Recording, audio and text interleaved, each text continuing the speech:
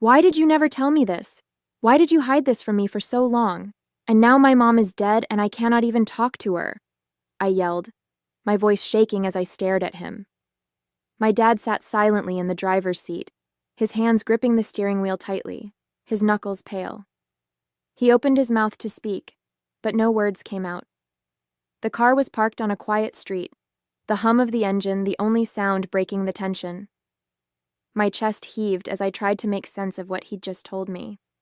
It felt like the ground beneath me had crumbled. My name is Hannah, and I just turned 18. It was supposed to be a good day, a celebration, maybe even a fresh start. Instead, I was sitting in a car with my dad, unraveling secrets I never knew existed. This road trip from Seattle to San Francisco started with laughter, shared stories, and miles of open road. But now, here we were, parked in front of a house I'd never seen before, my world flipped upside down. The trip had seemed like such a good idea at first. When my dad handed me the map and keys that morning, I thought maybe this was his way of finally reconnecting with me. After my mom died 2 years ago, he'd been trying. Awkward dinners, small talk about school, the occasional compliment, but nothing like this. A road trip? Just the two of us? It felt so out of character for him that I almost said no, but something about the look in his eyes made me agree. He seemed hopeful, maybe even desperate. The first few hours on the road were nice. We talked about my favorite songs, places we wanted to stop, even a little about my mom. He kept bringing her up, more than he usually did, and while it hurt, it was also comforting in a strange way. But as the miles passed, the conversations got heavier. He started apologizing, over and over, about how he used to treat me, about things he regretted, about how much he wished he'd done things differently. At first, I thought it was just his grief talking, but the closer we got to San Francisco, the more unsettled I felt. Something was coming. I could feel it. The first night, we stopped at a small roadside motel. It wasn't much, just a bed, a heater that barely worked, and a vending machine humming outside our window. We grabbed dinner at a diner nearby, and I could tell he was trying to keep things light, but there was something in his eyes, a weight he couldn't quite hide. "You okay, Dad?" I asked as we sat across from each other, the fluorescent lights making the place feel colder than it was. He hesitated, his fork halfway to his mouth. "Yeah," he said, but his voice didn't match his words. He cleared his throat and forced a smile. "Just tired, that's all. It's been a long day." I nodded, but deep down I didn't believe him. There was something he wasn't telling me, and it was starting to feel like this trip was more than just a birthday celebration. As we walked back to the motel, I caught him glancing at me a few times, like he wanted to say something but couldn't find the words. I didn't push him. Not yet. Back in the motel room, I kicked off my shoes and sat on the edge of the bed, watching as Dad pulled his jacket off and hung it over the back of a chair. The silence stretched between us, broken only by the faint hum of the heater. Finally, I couldn't take it anymore. "Dad," I said, my voice softer this time. "Why do I feel like there's something you're not telling me?" He stopped, his back to me, and sighed deeply. "It's not the right time, Hannah," he said, shaking his head. "We'll talk when we get to San Francisco." He turned toward me, his expression a mix of hesitation and something that looked like fear. "Why not now?" I pressed. "We're here, just us. If there's something you need to say it." He rubbed his face with his hands, sitting down heavily in the chair. "It's complicated," he finally said. "I've made mistakes, Hannah. Big ones. Things I regret, things I can't change." He looked up at me, his eyes full of something I couldn't quite place. "Your mom always knew how to fix things, how to make things better. I didn't. And when she was gone, I didn't know how to be what you needed." I leaned forward, my heart pounding. "What are you talking about? You've been trying. I mean, things haven't been perfect, but I see you've been trying. Why are you being so hard on yourself?" He let out a bitter laugh. "Trying isn't enough, not after everything. I wish I could go back, do things differently. I was so caught up in my own pain, my own failures, that He trailed off, looking down at his hands. I don't want you to think I didn't love you, Hannah. I did. Your mom and I both did. But there were days I didn't know how to show it. I sat back, stunned by the raw honesty in his voice. Dad, I said quietly, I don't know what to say. He looked at me, a sad smile playing on his lips. You don't have to say anything, kiddo.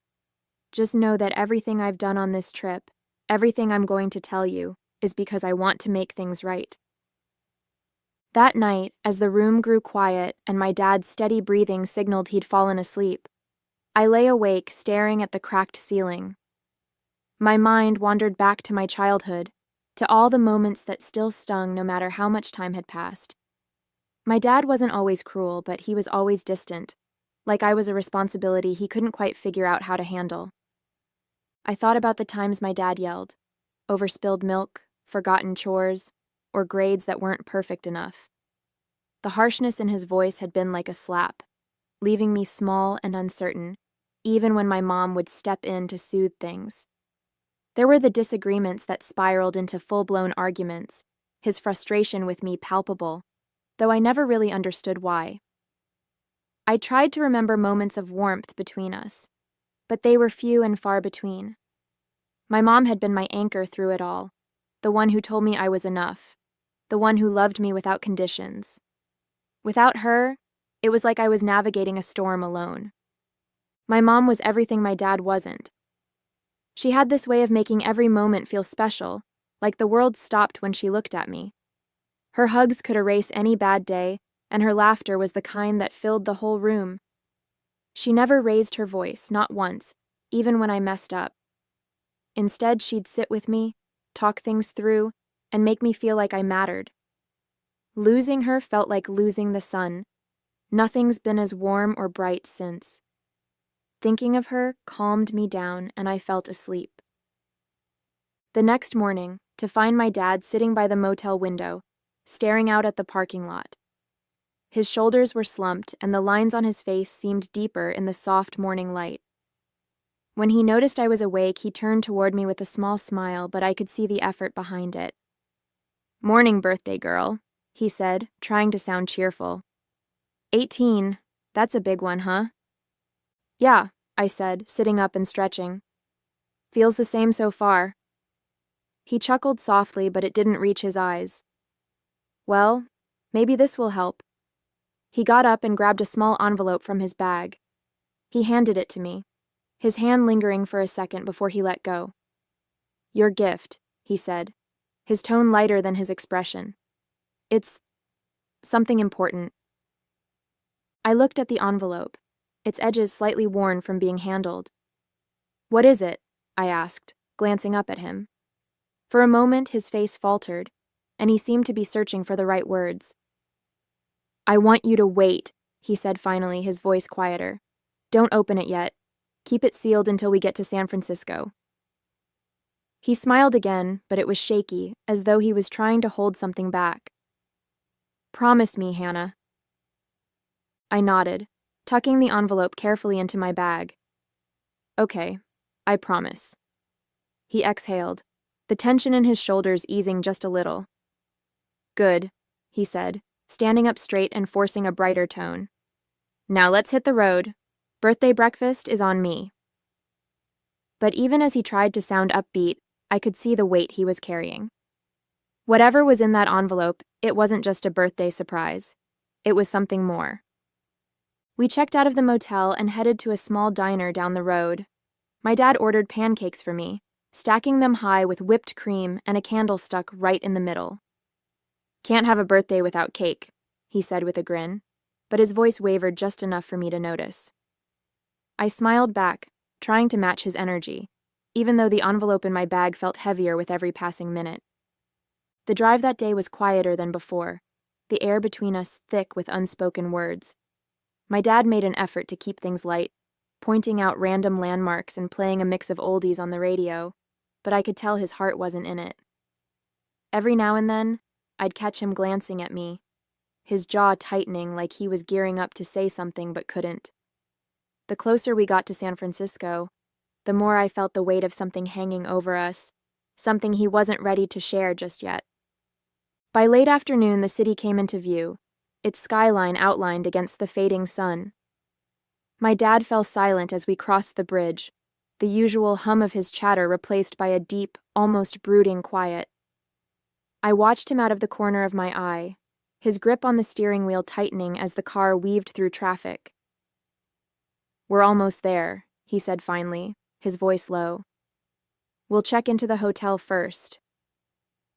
When we pulled into the lot of a modest hotel on the outskirts of the city, he parked and sat there for a moment, staring straight ahead. "You all right, Dad?" I asked, my voice tentative. He nodded quickly, but his eyes told a different story. "Just tired," he muttered. He got out of the car before I could say anything else, grabbing his bag and heading inside. I followed, my heart pounding with the growing sense that whatever he had to say, it was going to change everything. Inside the hotel room, my dad dropped his bag by the door and glanced at his watch. "Get your things settled," he said, his voice lighter than it had been all day. "There's a place I want to take you tonight." I looked at him curiously as I set my bag on the bed. "A place? What kind of place?" He smiled faintly, avoiding my gaze. "Just somewhere special. Trust me, you'll like it." His tone was calm, but I could hear an edge of nervousness. Still, I wanted to believe it was something good. Maybe this was his way of celebrating my birthday after such a strange day. "Okay," I said, shrugging. "Let me freshen up first." As I washed up, I wondered what he had planned. A nice dinner? Maybe a surprise spot my mom used to talk about? The thought made me smile briefly. For a moment, I let myself feel excited, like maybe tonight would be the good memory I'd been hoping for. After I got ready, we headed out into the city. The streets were alive with energy, neon signs flickering against the dusk, and the hum of conversations and traffic filled the air. My dad was quiet as he drove, navigating through unfamiliar roads with a focused expression. "So," I said, trying to lighten the mood, "are you going to tell me where we're going? Or is this part of the surprise?" He glanced at me briefly, a faint smile tugging at the corner of his mouth.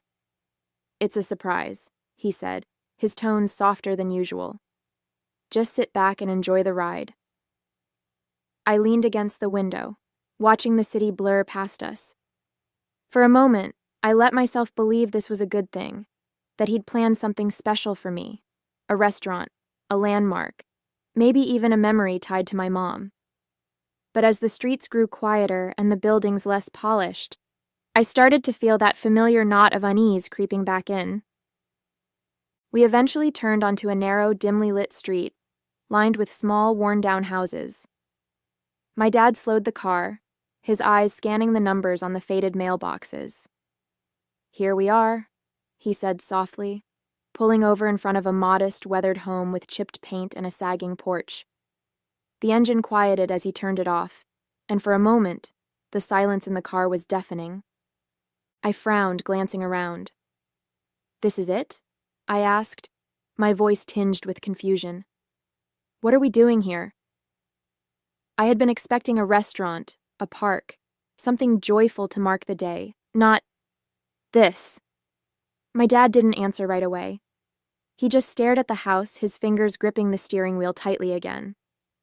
"I need to tell you something, Hannah," he said finally, his voice trembling. "And it's not going to be easy." My chest tightened as I looked back at him. "What is it, Dad?" I asked cautiously. "You're scaring me." He let out a shaky breath, finally releasing his grip on the steering wheel. "Hannah," he began, his voice low and unsteady. "There's something I've been holding on to for a long time. Something I should have told you before now." He paused, running a hand through his graying hair. "You know, after your mom died, I thought about telling you 100 times, but every time, I talked myself out of it. I told myself it wasn't the right time, or that it would only hurt you more. But the truth is, I was scared. Scared of how you'd look at me after I told you. Scared of what it would mean for us." I stayed silent, my throat tightening as I watched him wrestle with his words. He continued, his voice breaking. You've probably wondered why I wasn't always the best dad to you. Why I was so distant when you were little. Why it felt like I was always angry or disappointed. And I hated myself for that, Hannah. I really did. Because none of it was your fault. Not a single bit of it. He took another deep breath, gripping the steering wheel like it was the only thing keeping him grounded. When your mom and I got married, we wanted kids so badly. She talked about it all the time, about what our family would look like, about how much love we had to give. But we couldn't. I couldn't. And that broke something in me. I felt like less of a man, less of a husband, because I couldn't give her the one thing she wanted most. I didn't handle it well. I became bitter, angry, and I shut her out when I should have leaned on her. He glanced at me briefly, his eyes glassy. But your mom, she was strong. She didn't let my anger break her. She wanted a family, and she convinced me that adoption could be just as meaningful as having our own child. She was right, of course. She always was. But I couldn't see it that way at first. I was too wrapped up in my own shame to embrace what we had. His voice wavered, and he looked down at his hands. When we brought you home, I wanted to be the dad you deserved. I really did. But every time I looked at you, I saw my own failure. I saw everything I couldn't give your mom. And instead of facing that, instead of working through it, I took it out on you. I put distance between us because I thought it would protect you from me. But all it did was hurt you. And I hate myself for that. Tears were streaming down my face now, but I didn't say anything. He wasn't done. When your mom died, everything changed. Losing her was like losing the best part of me, and it made me realize how much I had failed you, how much time I had wasted being the kind of father you didn't deserve. That's why I've been trying, Hannah, trying to make it right, even if I know I never really can. He paused again, his hands trembling. And now you're 18. Your mom and I always agreed that when you turned 18 we would tell you the truth. But after she died, I didn't know how to do it on my own. I didn't know if I could find the words, if I could face the questions you'd have. But you deserve to know. You need to know. He looked at me, his eyes full of regret and something that looked like relief. Hannah, you're adopted. We adopted you when you were a baby. Your mom and I wanted you to know, but we wanted to wait until you were old enough to understand. And now, here we are. I sat there, frozen, the words echoing in my head. Adopted. It was as if the world had tilted on its axis, and I was left trying to find my balance. I opened my mouth to speak, but no words came out. My dad didn't move, his hands still trembling as they rested on the wheel. Hannah, he said softly, his voice breaking the silence. I know this is a lot. I know it's not fair to drop this on you like this. But I couldn't keep it from you anymore. The car felt suffocating, the air thick with everything he'd just said. I couldn't look at him. I couldn't do anything but stare at the house in front of us. The chipped paint, the overgrown lawn, it all blurred as tears filled my eyes. Why? I finally managed to choke out. Why would you wait so long to tell me? And now my mom's gone, and I can't even ask her. I can't even talk to her about it. My voice cracked, and I felt my chest heaving with the weight of it all. My dad's head dropped, his shoulders sagging as though the weight of my words had physically hit him. I know, he said quietly, his voice thick with emotion. I know I should have told you sooner. Your mom wanted to tell you earlier. She thought we should when you were younger, but He sighed, his hands gripping the wheel tightly again. I was a coward, Hannah. I didn't know how to handle it, and after she was gone, I didn't know if I could face it without her. I turned to him, my voice trembling with anger and sadness. And this house? What is this? Why are we here? He swallowed hard, his eyes fixed on the dashboard. This is where your biological mother lives. he said, his words slow and deliberate. We thought you might want to know where you came from, who she is, but that decision is yours to make. I'll support whatever you decide. And before I could say anything, my dad nodded toward the glove compartment. Get the envelope, he said quietly, his voice steadier now but still laced with emotion. I hesitated, but reached over and opened the compartment.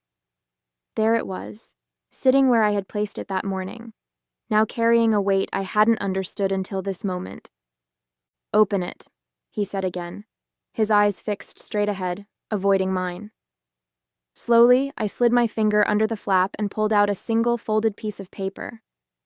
My heart pounded as I unfolded it, my breath catching in my throat when I saw what it was. My birth certificate. My original birth certificate.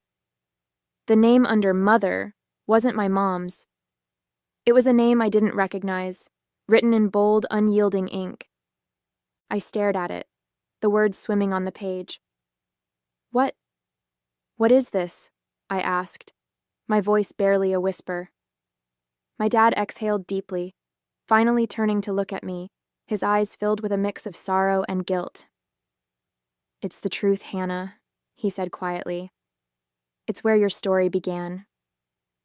I couldn't take my eyes off the certificate. My fingers traced the unfamiliar name under Mother, as a lump formed in my throat. Everything felt surreal, like I was watching someone else's life unfold. This can't be real, I said, my voice shaky. Why didn't you tell me before? Why did you and Mom keep this from me? My dad's shoulders slumped, and he let out a long, ragged sigh. We thought we were doing what was best, he said, his voice heavy. Your mom and I wanted to wait until you were old enough to understand. But time kept slipping away, and then she was gone, and I didn't know how to tell you on my own. I thought I'd lose you, Hannah. I was afraid you'd hate me for keeping it from you. As I sat there trying to process the words on the birth certificate, something caught my eye. There was movement inside the house. A shadow passed behind the curtains of the front window, and for a moment, I thought I saw someone glance out. My breath hitched and I instinctively clutched the paper tighter, like it might anchor me in the whirlwind of emotions. Is that? I began, my voice barely above a whisper as I turned to my dad. He nodded slowly, his gaze fixed on the house. That's her, he said quietly. Your biological mother. His words hung in the air, thick and heavy, as I turned back toward the house, my mind racing. 1,000 questions flooded my head, but I couldn't form a single one aloud. I couldn't tear my eyes away from the house. The curtain shifted again, and this time, the figure lingered, their outline just visible against the glow of a dim lamp inside. My chest tightened, and I felt a strange pull. Curiosity, fear, anger, all tangled together. What do? I whispered, almost to myself. My dad didn't answer right away. He just sat there, his hands resting on the steering wheel, his expression unreadable. It's your choice, Hannah, he said finally, his voice steady but soft. I brought you here because I thought you had a right to know, but whether you want to meet her, that's entirely up to you. Whatever you decide, I'll be here.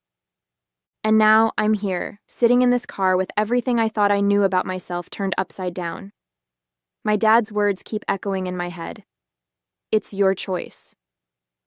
But how do I even begin to make this decision?